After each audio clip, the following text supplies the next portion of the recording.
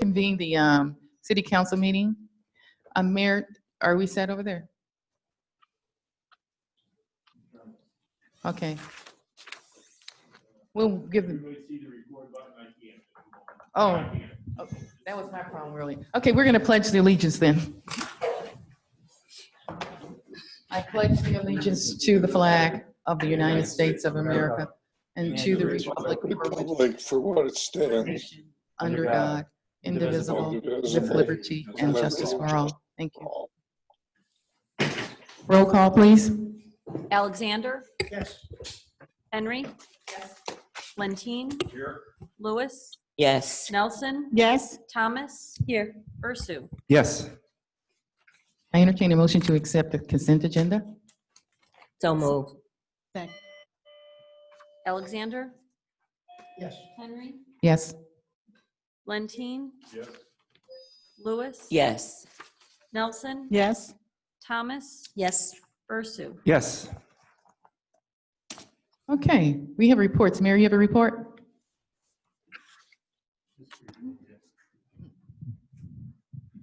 Thank you. Yeah, just briefly, I didn't have too much to prepare today to comments, but I did want to state that we've been doing extreme amount of things on our community policing efforts, and actually we were scheduled to go down and talk to the governor because Richmond Heights, I believe, was somewhat in the forefront of the state in trying to get the kids and everyone involved in the community. And I think the chief has done an excellent job towards the community policing.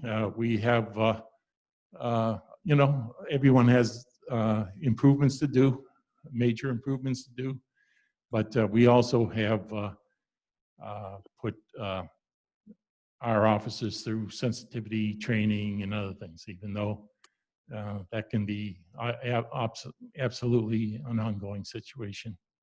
But I'm hoping that Richmond Heights is in the forefront of this. And as I say, we had scheduled to meet with the governor to give them updates on our progress.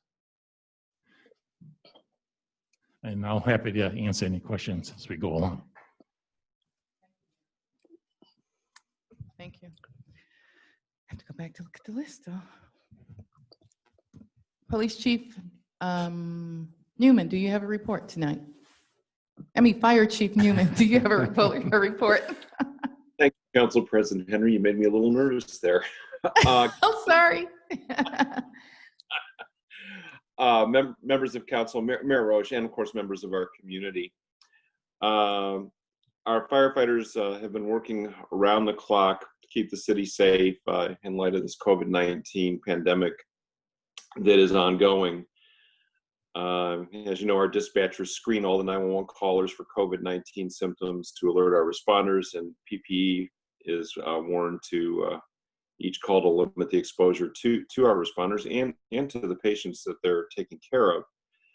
Since March 26th, our firefighters have responded to 51 suspected COVID-19 cases, with 9 of them being confirmed as COVID-19. Based on the information which is provided to us weekly by the Cuyahoga County Board of Health, as of June 5th, there are 2,894 confirmed COVID-19 cases in Cuyahoga County, with 217 deaths. And in our zip code area, 44143, there have been a range of 54 to 99 confirmed cases in COVID-19.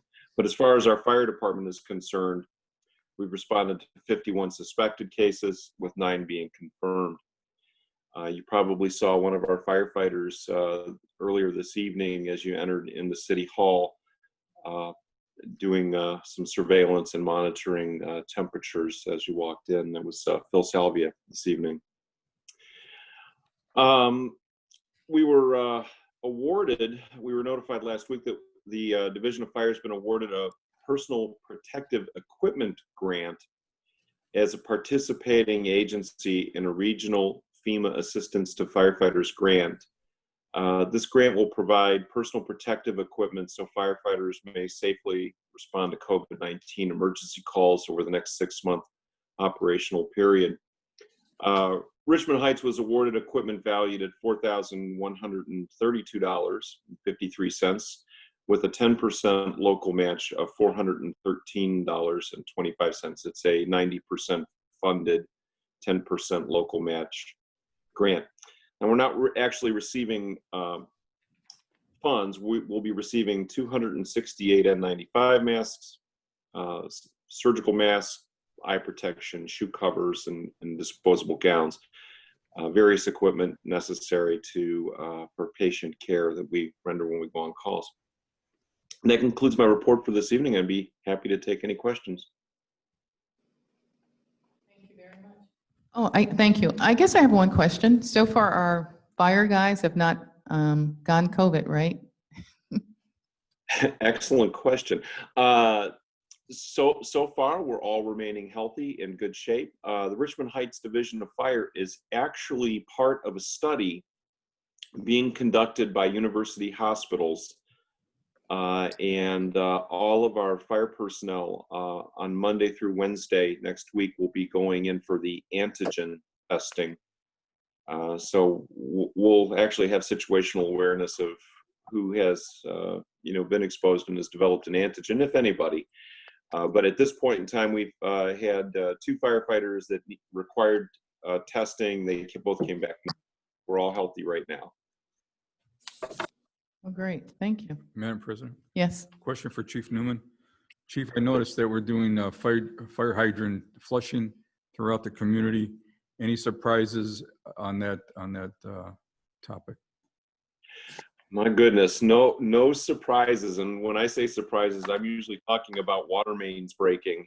And we have around 800 hydrants in the city of Richmond Heights, and we test each one of them every year. And we flow test them very carefully so as not to water hammer and break some of the old infrastructure under the roadways.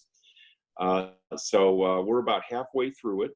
And we've been— I know, Chief, not to interrupt you, but I know that we were painting the fire hydrants the last couple of years. Are we done with that process, or is that an ongoing process of repainting the fire hydrants in the community? It's an ongoing process. Unlikely that we will get any of it done this year with everything that we're doing related to COVID-19. So we'll probably take a little more aggressive position with it during the next cycle. Thank you. Thank you. Police Chief Tom Wessel. Council President Henry, Mayor Roach, members of council, and members of the community, our agency continues to stay healthy during this health crisis. We appreciate all the support of Chief Newman, who secures personal protective equipment for us. Also, our police incident and public motor vehicle accident reports are now available online through our city police webpage. I encourage you to check out this user-friendly feature and let your constituents know about it. We are investigating 2 shooting incidents on Terrell Court, which happened on Friday night, June 5th. 2 juvenile males were struck but are doing okay at this time. A home was also struck with gunfire. Both incidents appear to be related, and the matter is under investigation. We're working in earnest on these cases, and I'm confident we will have charges soon. Also, our K-9 Bolt and his handler, Officer Ross, are working day shifts, so you may see them out and about, to include our parks, where they are sometimes practicing tracking. And also because, there was a beautiful presentation by you and other council members on the current concerns, and I thought it was critical that you learn about how good your police department is doing on this. We've been on this for a long time. You know how I feel about this, but I wanted to give you a little breakdown of how good we are doing. And this is only, steps we're taking, but we have many plans to do more. But I wanted you to know on July 30th of 2019, last year, we had outside instructors provide roll call de-escalation tactics and mentoring wellness for some of our officers. Then on November 4th of last year, we actually hosted a regional program called Building Mutual Respect and Community Trust Training at our Kiwanis Lodge. Mayor Roach and Council President Henry attended that, as well as myself. And there were some key points that were so important that our officers and other area departments heard, and they covered highlights of professionalism and accountability, appropriate use of force, cultural competence, de-escalation, group discussion, empathy without shaming, and the importance of community support.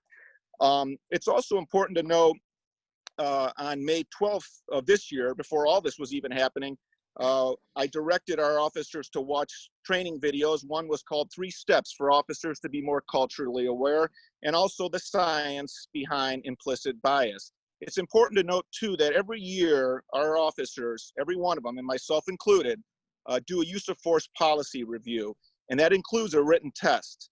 This important training provides supervisors an opportunity to prevent possible scenarios to officers and to discuss appropriate responses. The instructional lesson plan also directs that supervisors should discuss de-escalation and its application to potential use of force. Also, every year we do annual taser training, and excited delirium is addressed, as well as looking for signs of positional asphyxia. Also this year, we incorporated a new policy on harassment and discrimination, and that is more for internal employees, but it still gives you the mindset that we have and how important this is. That training also included written tests when we put that policy into play. We also did training this year on professional traffic stops training. We've already had a policy in place on that. We also gave written tests for that. And the reason written tests are important is it demonstrates an understanding of what we're covering. So somebody's not just sitting there dozing off. They actually have to be engaged in these training exercises. They're back and forth. Generally, we like to conduct them in roll call, driven by or led by a supervisor, so he can pick their brain a little bit and make sure they understand that they're clear. There's, message received with 0 distortion. That's what we want. It's important to note too that on today's date, I directed all of our supervisors and use of force instructors and our canine officer to review our current use of force policy and make any recommendations. Want to make sure it's current. That's the thing we really are doing every year, should be. Also on today's date, I directed all of our auxiliary and police officers to watch a Lexapol training video message, real short, but it really has a powerful, powerful message. And that is, the title is Why Police Officers Must Report When They See Excessive Force. I've also scheduled Mike Hudson, who's the one who put on the mutual community trust training, to come out next week and provide de-escalation training on June 16th and 17th. And you're more than welcome to sit on that if you'd like to. It's going to be at our station. It's a short roll call training. But again, although I feel we have a very solid police department, it's like anything else. You have to keep those skills sharp, and that's what we're doing. We're also working on coordinating some training on bias. And the instructor actually lives in the city of Richmond Heights. So we're working on that as well right now. We also developed an Excel use of force tracking sheet, which includes 2019 and 2020 use of forces within our own department. This allows for an easy overview by myself or the lieutenant to evaluate and look at any trends or concerns related to the use of force. We will also be using our records management system to include officer uses of force as part of their RMS personnel file. And I brought a copy of it. It's probably hard to see in the dark, but you can see this is a nice, easy to use tracking form that allows us to evaluate if we see any trends or any problems. It also has a training value as well. We also have an instructor scheduled, an outside instructor scheduled this week for a civil disturbance mobile field force overview. And he will address, and this is critical, related constitutional case law. It's important that we know not just how to do something, but when we can do it, what our limitations are within the Constitution of the United States and the state of Ohio and all current case law. Also, I tasked our defensive tactics instructor to provide a training class for all of our officers that reiterates the risks of positional asphyxia and the safe control of a resisting subject. So again, although we don't have poor practices, it's important that we constantly keep re-advising our people why we can and can't do things. Also, our youth outreach has been outstanding. And as the mayor noted, we actually are having a meeting. And my hope is to convince the mayor or the governor that what we're doing in Richmond Heights should be a national, or at least at a minimum, a statewide template for every police department in Ohio to use, because I so believe in what we're doing. I've seen the results with these surveys and all anecdotal evidence of parents I've talked to. We're making it a difference. And I really believe if every state in Ohio was using what we're using for youth outreach, we would solve a lot of these problems. Also, our community outreach has been paying significant dividends, as evidenced by our recent police services survey. I know you're all familiar with how, we're basically community policing on steroids in Richmond Heights.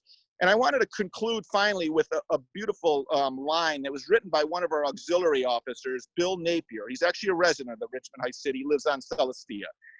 And he wrote a nice email to me, but one line that he said, I think encapsulates this well.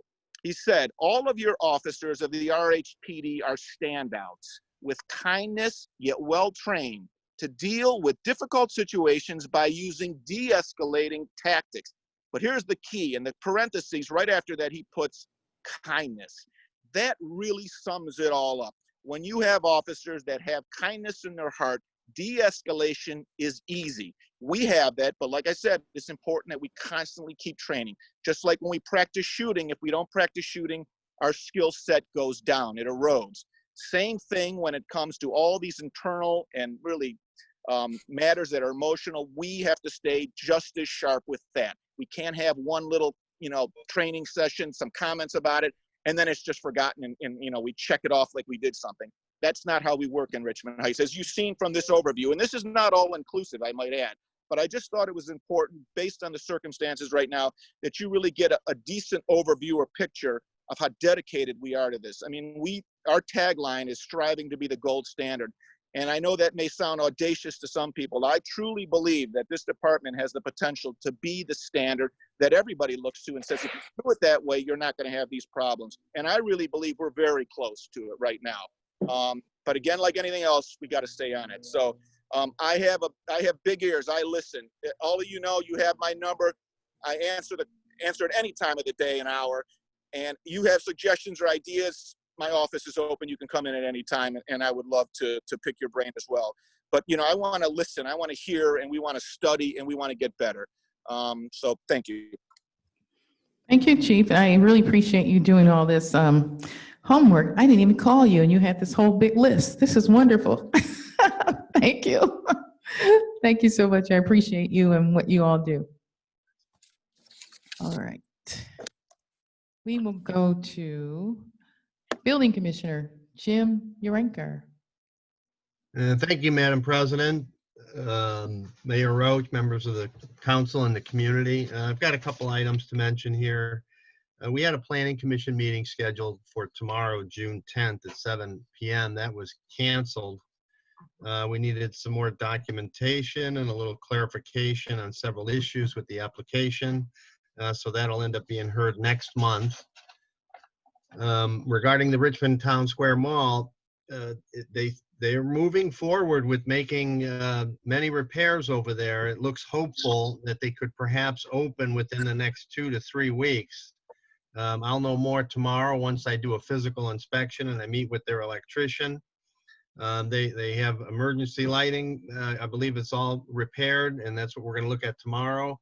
They're going to be doing the Caterpillar generator Wednesday between 8 and 9 p.m.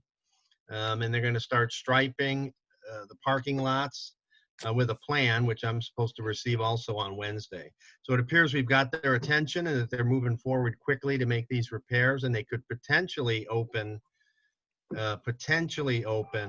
within the next 2 to 3 weeks, perhaps. And that's all I have for my report, and I'd be happy to take any questions. Thank you. Madam President? Yes. Jim, it strikes me that Planet Fitness, which is I think one of the more robust businesses still remaining at Richmond Town Square, could probably operate independently of the rest of the mall in the sense that they have access, ingress and egress, apart from the need to get into the mall proper. If it gets to a point where you're still having trouble, or your sense is that you still don't want to open up the mall completely, is it possible to let somebody like Planet Fitness, who I think is probably chomping at the bit to try to get back at operating, to let them reopen? Those businesses have not closed. They were permitted to be open because of the egress. They have the buildings that the businesses that have a direct egress directly to the outdoors were permitted to remain open, which would be Conrad's, Planet Fitness, and Cavante's, which we're trying to get in touch with Cavante to get them open because we just want to go in, do a quick look. We haven't been able to contact him. Rick Samrat has been calling him, and we haven't So had. then, in other words, I guess what you're saying, reading between the lines, is that when they were closed, it was the virus concern, not Correct. anything to do with the mall. Yeah, that was never an issue other than striping and doing some work on the outside, which they did a temporary stripe, but they're going to go through and do the permanent striping throughout the food court areas because they need striping over there. But yes, they were never, they were always permitted to open so long as they had some striping because of the egress. And it was the COVID, like you said, that actually That was closed closing it them. down. Okay, thanks, Jim. Yep. Anything else for Jim? Thank you, Jim. Yep. Finance Director, Jim Technip. Thank you, Council President Henry. I have two items also. Some of them were both of them were discussed in the caucus meeting. The first one is, again, I'm asking council to consider approving ordinance 56-2020. This supplemental appropriation ordinance is the financial companion legislation to resolution 41-2020, which was approved by council during the May 26th regular council meeting. What this does is establishes the budget to pay for the economic development contract with Gateway Consultants. The total amount of the contract, which is a do not to exceed contract, is $29,250, of which $750 is for reimbursables. Again, those are do not exceed reimbursables. Secondly, as was discussed again in the caucus meeting, upon the Senate and the House approving Senate Bill 310 and our governor signing the bill and anticipating that council adopts the resolution affirming that Richmond Heights will spend pandemic-related expenses as required under the Federal CARES Act, I have taken the liberty to register the city of Richmond Heights with the Office of Budget Management.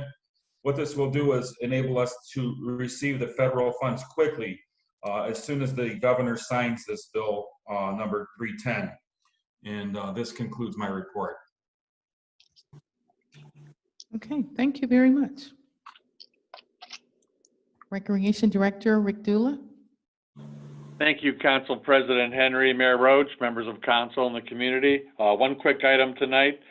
We did receive word recently that the Cuyahoga County Board of Health has okayed our application that we submitted with the CPA to be able to hold luncheons, CPA luncheons in the lodge. So there's just a little bit more paperwork to do and setting some things up with Wendy Satin and myself. And then we have one more pre-opening inspection, which I'm confident we will pass with flying colors. So that was the good news that we received the other day. That again, once we get to a point where we're going to be allowed to utilize the lodge in this type of luncheon setting, we will be ready to go and provide luncheons for the communities involved with the CPA. And any other questions, I'd be happy to answer them. Madam President? Yes. A quick question. Rick, I know that we talked in recreation about the pool being open and not being open, and I understood that the surrounding communities also agreed not to, but just recently reading in the paper, Highland Heights, Mayfield Village has agreed to open up their community pools. I think I also read where they said they were only going to accept their residents. Is that true, or is our residents going to have an opportunity to go over there and swim? I heard the exact same thing you did, Councilman Lentine, that it was going to be for those residents of those three cities only at this time. Okay. Are we all set moving ahead on the playground?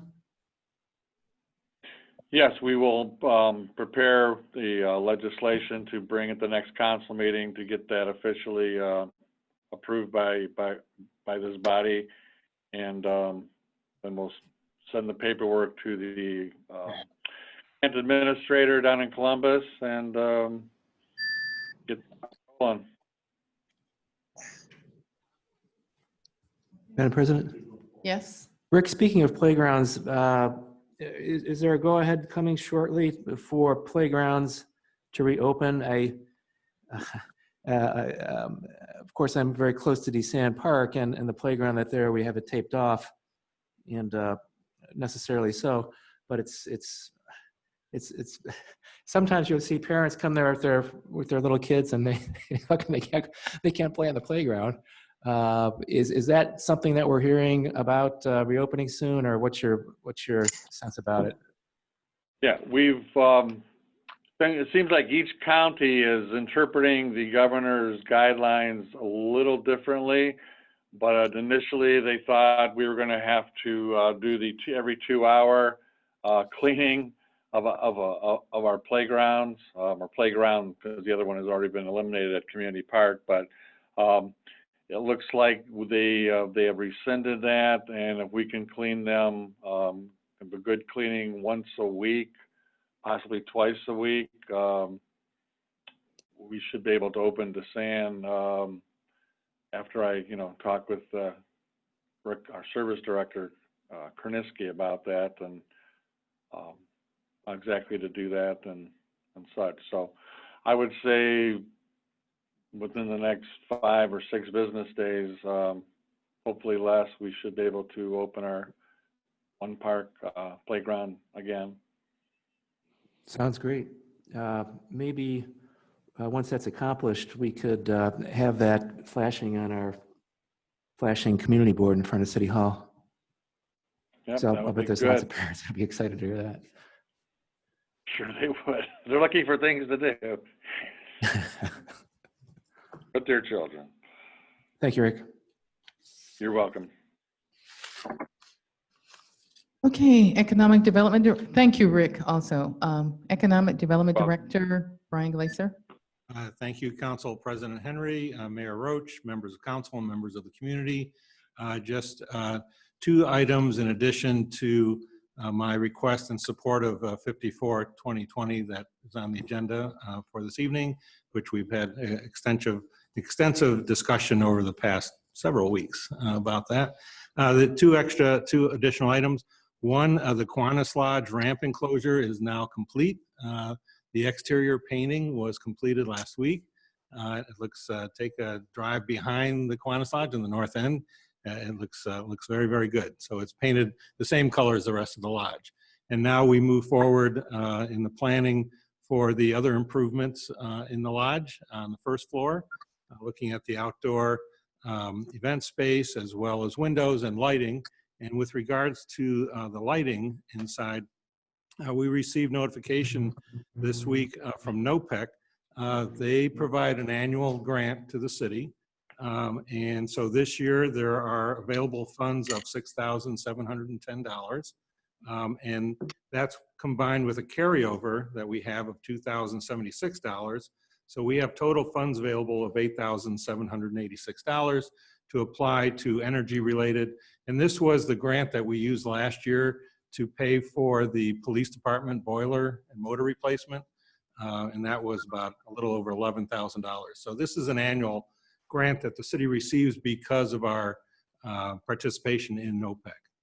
And so we'll be bringing a resolution to you at the next council meeting to accept the grant, though at that time we do not have to identify which project or if we want to escrow it. So that will come later. So. That's because of the gas aggregation. Correct, right. Our participation in NOPEC. And that completes my report. Thank you. Great. We're going to have a busy week next 2 weeks. Yeah. A lot of legislation. Great. That's good. The money's coming in. City Engineer Lee Courtney. Yes, Madam Chairman, just 2 items. First, road program bids are Friday, the 19th of this month. And second, on the Highland Road construction, things appear to be on schedule. It appears the foundation work is done. The piers are coming up. After that is structural steel and deck construction. And then sidewalks and parapet walls So although it's moving forward, I don't see opening before fall.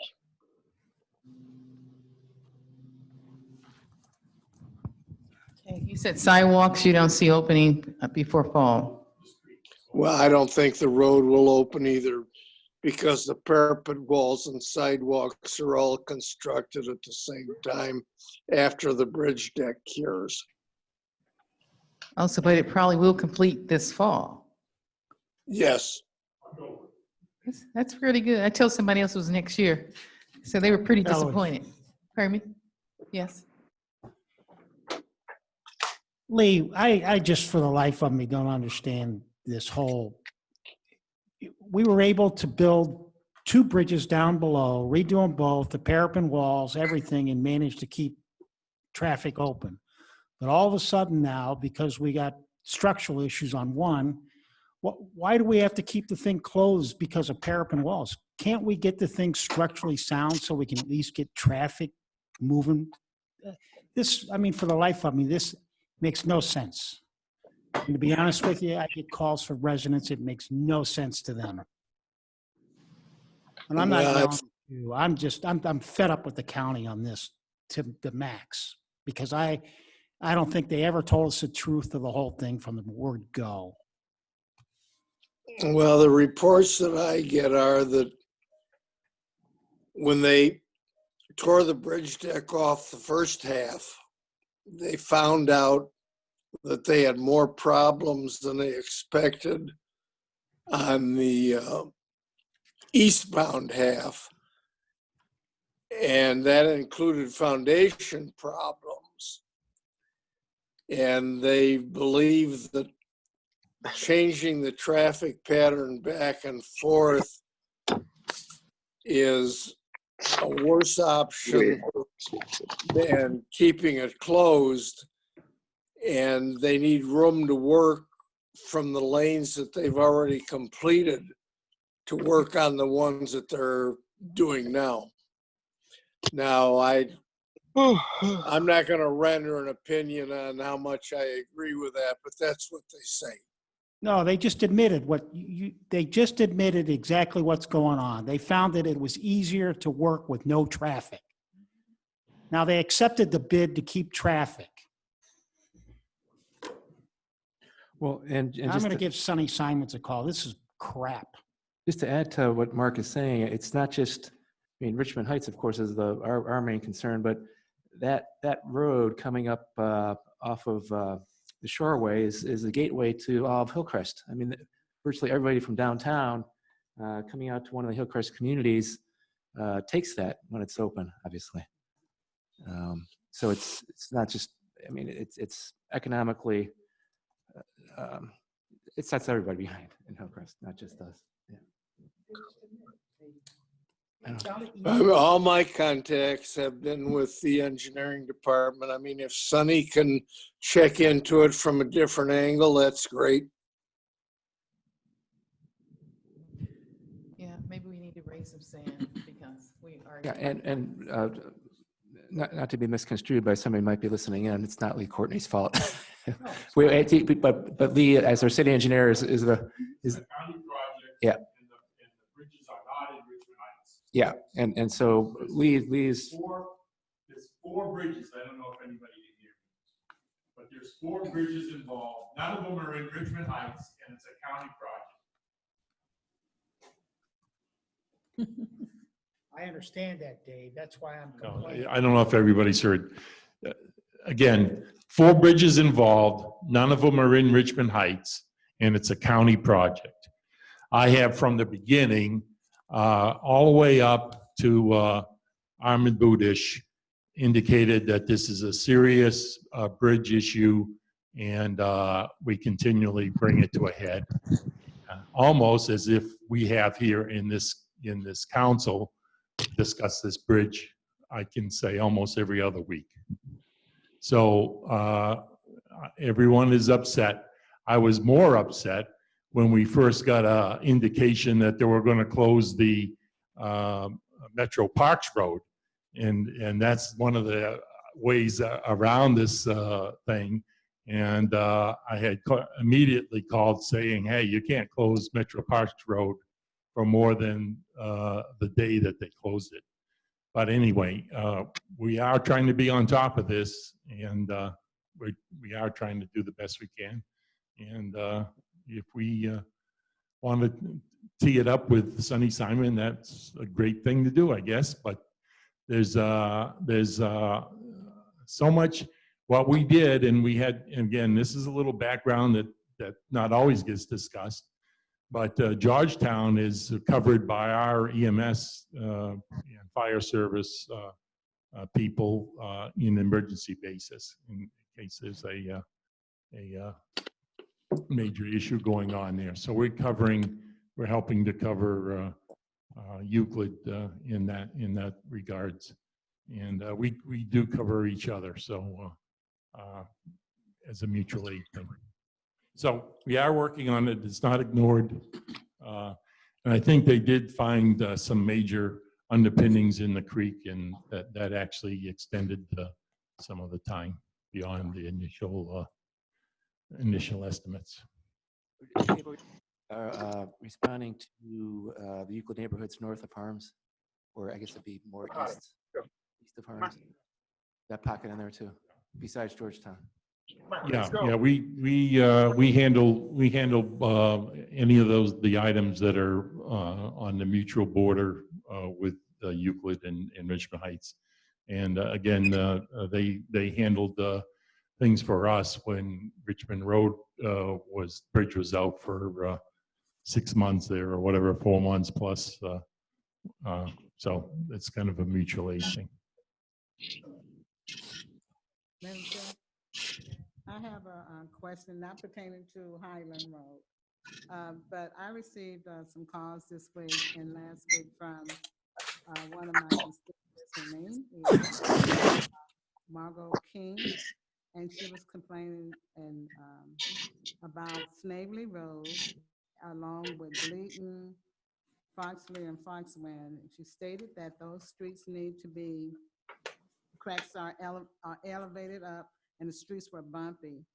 I did contact Lee and also Don, so I don't know which one, but I gave her the information that I was relayed that Snavely was okay, but she said she disagreed. It's still bumpy, and it may be, I drove down it as well, but my car is, maybe my tires are different. So I told her that I will get back with the service department and Mr. Courtney to find out what we can do. She wants to know if they can come back out and if we can have asphalt. She's not asking to do concrete work, but if they can do some asphalt to smooth out those streets.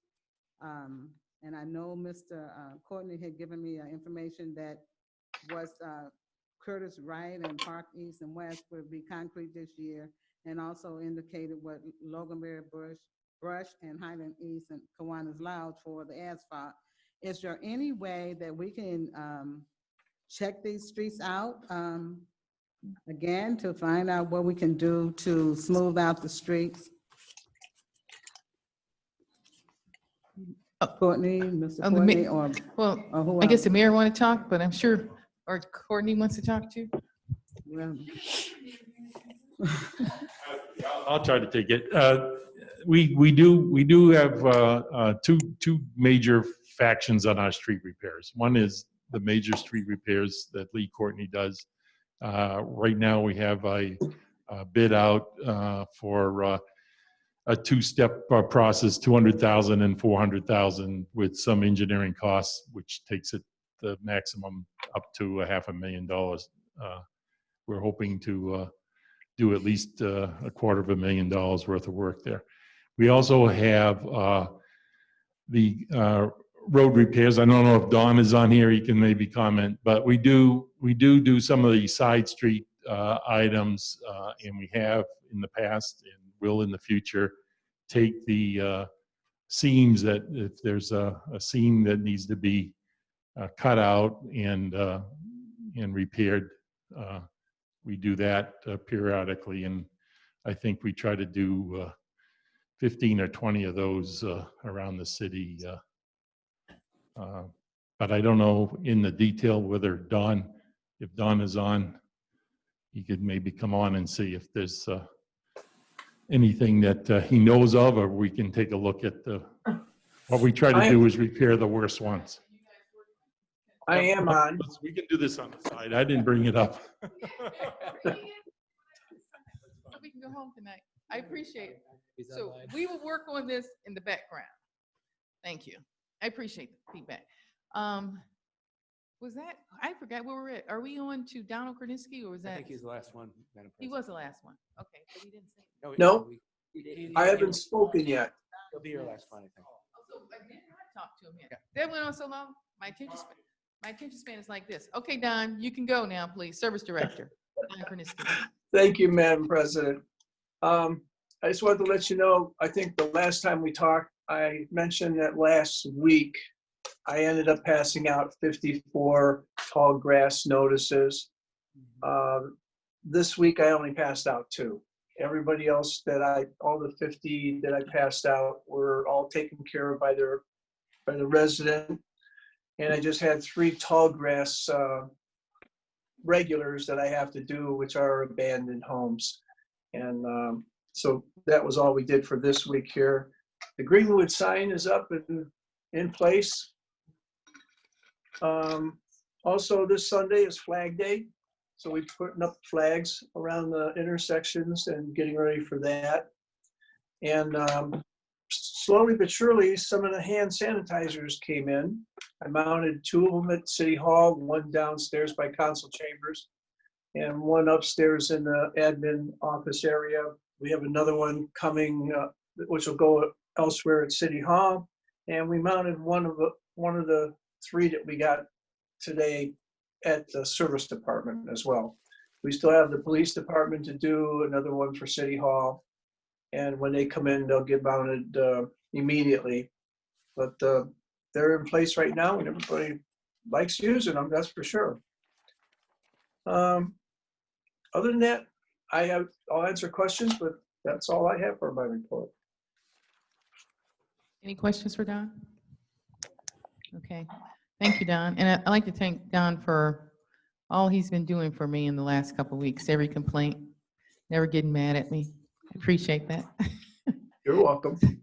Thank you so much. Can I thank him as well, because I've been calling him quite a bit. He's getting to know me personally. So thank That you, could be Don. rough. That could be rough. Thank you, Don. I've been bugging you as well. So thank you, thank you, thank you.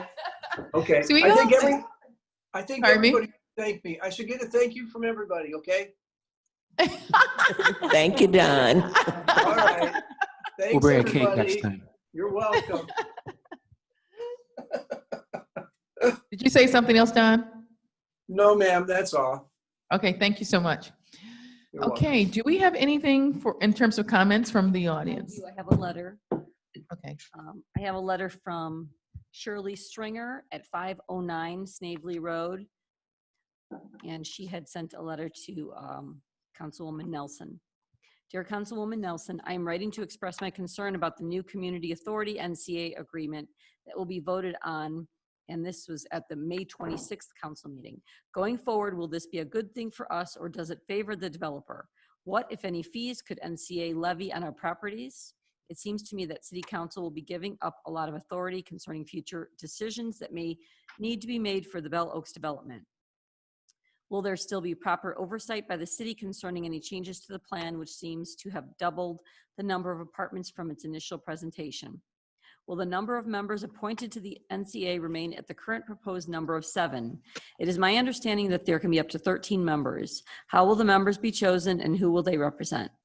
Will the NCA have the final say over tax abatements, or will that be left to the city and the schools? It seems that this first 15 years of tax abatements will have a negative impact on our school system, and I would hope that the school superintendent would have some input as to anything that will affect and undermine the schools.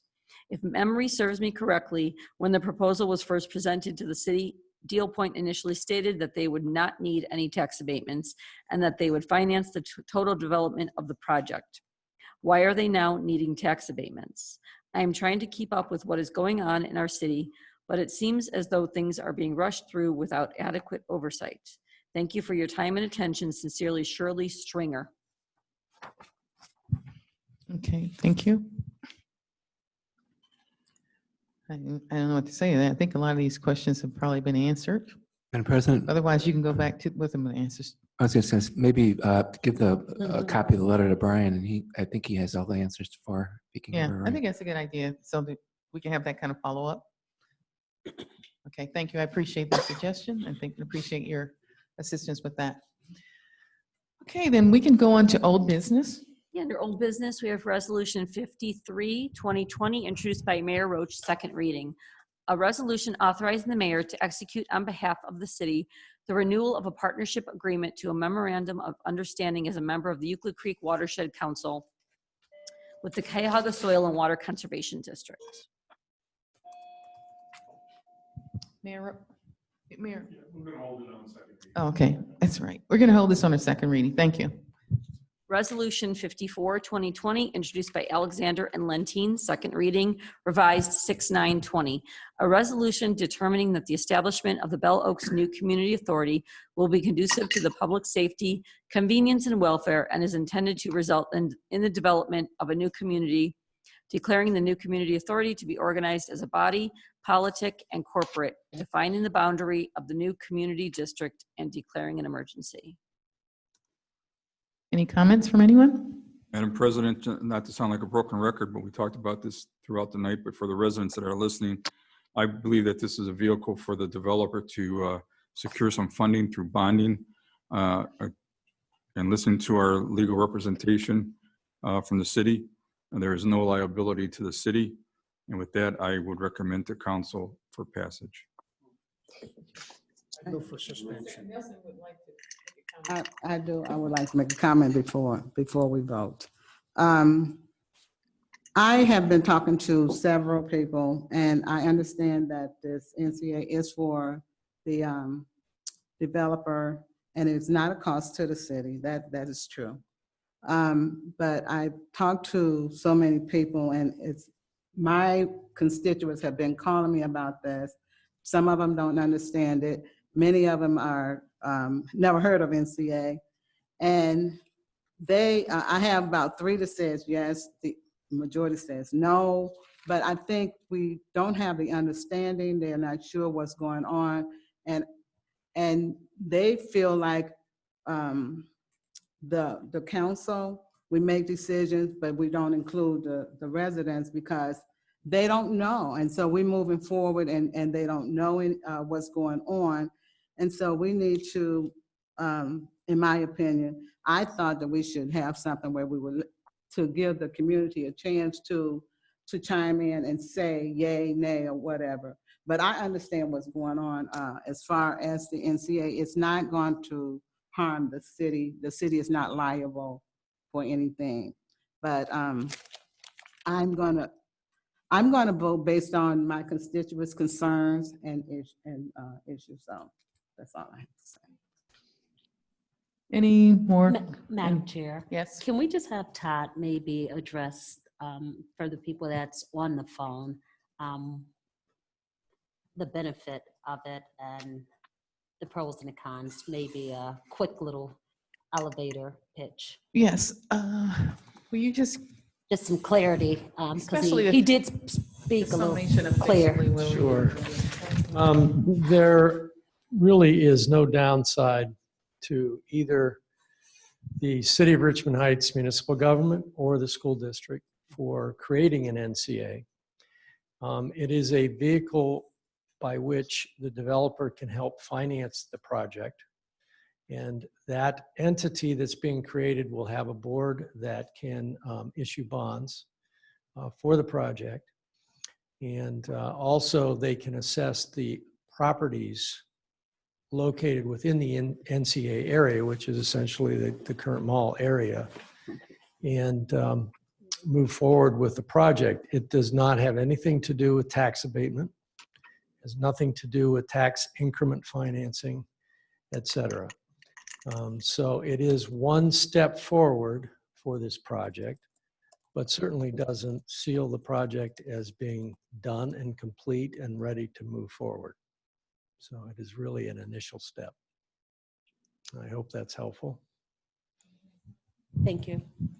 Madam President, if I could also add, I think there's, my understanding is too, that our consultant will have,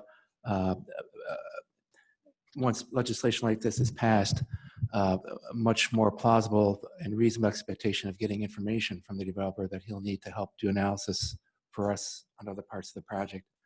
And so there's some benefit in that regard too. Yes, and our consultant was with us earlier, and I excused him earlier after the, or somewhere during committee of the whole. So it's legal counsel and financial counsel that we've made our decisions. All right, thank you. I second the motion. Alexander? Yes. Henry? Yes. Lentine? Yes. Lewis? Yes. Nelson? No. Thomas? Yes. Ursu? Yes. For passage. Second. Alexander? Yes. Henry? Yes. Lentine? Yes. Lewis? Yes. Nelson? No. Thomas? Yes. Ursu? Yes. Resolution 54, 2020 passes 6-1. Under new business, we have ordinance 56, 2020, introduced by Ursu, first reading. An ordinance to make appropriations for current expenses and other expenditures of the city of Richmond Heights, state of Ohio, during the fiscal year ending December 31st, 2020, to amend ordinance number 21-2020 and declaring an emergency.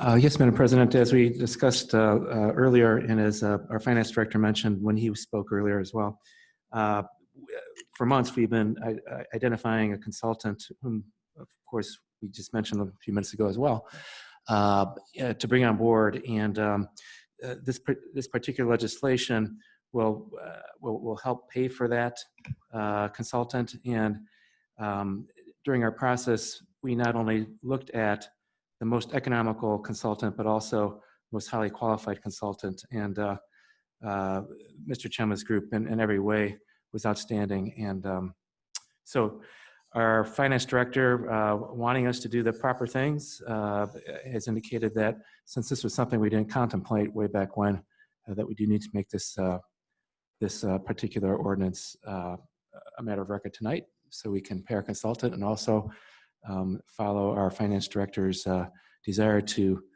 when he has an audit, to be shining star. So I recommend its passage. Move for suspension. Second. Alexander? Yes. Henry? Yes. Lentine? Yes. Lewis? Yes. Nelson? Yes. Thomas? Yes. Ursu? Yes. For passage. Second. Alexander? Yes. Henry? Yes. Lentine? Yes. Lewis? Yes. Nelson? Yes. Thomas? Yes. Ursu? Yes. Ordinance 56, 2020 passes unanimously. Ordinance 57, 2020, introduced by Henry, first reading. An ordinance amending section 137.02 titled, it is introduced by Lewis. An ordinance amending section 137.02 titled Petty Cash Revolving Funds and repealing section 145.03 titled Petty Cash Fund of the codified ordinances to increase the amount of the petty cash fund for the division of building, housing, and zoning to $200, and so as to eliminate redundant petty cash ordinances. Want to comment? This is an ordinance to increase petty cash for some of the departments from, they haven't had an increase since 2002.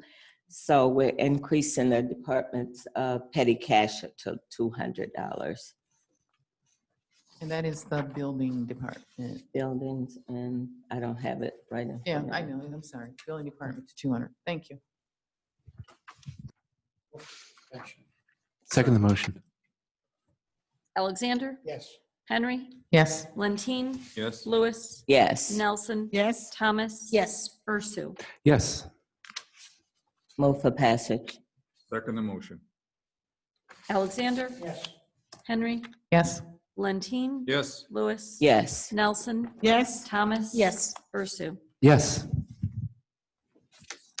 Ordinance 57, 2020 passes unanimously. Is there anything else to go before council? I think we should, we forgot to wish the mayor a happy birthday. His birthday was yesterday. I really like to hear the number, but I don't think we're gonna get that out of him. But That explains why we fight all the time. He's a Gemini, huh? Ward 2 and their council representative want to wish you a happy birthday. Dear, Here, happy here. birthday. Wow, that's interesting. Yours coming tomorrow, right? And Kim's today? What? Yes. I'm sorry. Happy birthday. Oh, thank you. Was that yesterday you told me? Oh, I'm so sorry. Time is just flying. So Geminis. Yeah, 2 twins here. This can be bad. Really? Leah's a Gemini? Oh, we should have had a cake. Gemini, I didn't know that. He's the most common one of us. Leah's the commonest of us. I would have never guessed. No, I'm a Taurus, so me and these Geminis, we usually like go at it all the time, as you can clearly see. Yes, that explains a lot. Pardon me? That explains a lot. Yeah, it does, doesn't it? Wow, that's amazing. All right, good. Well, happy belated birthday and happy birthday. Is there anything else to go before council?